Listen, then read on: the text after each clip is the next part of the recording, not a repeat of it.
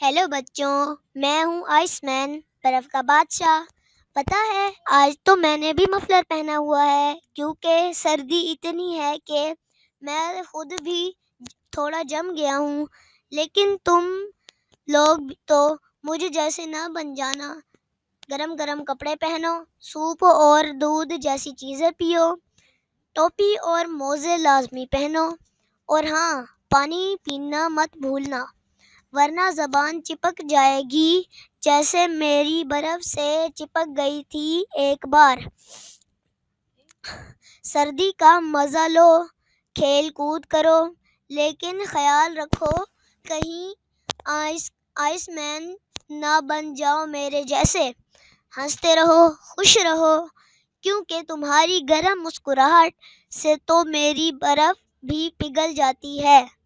اللہ حافظ۔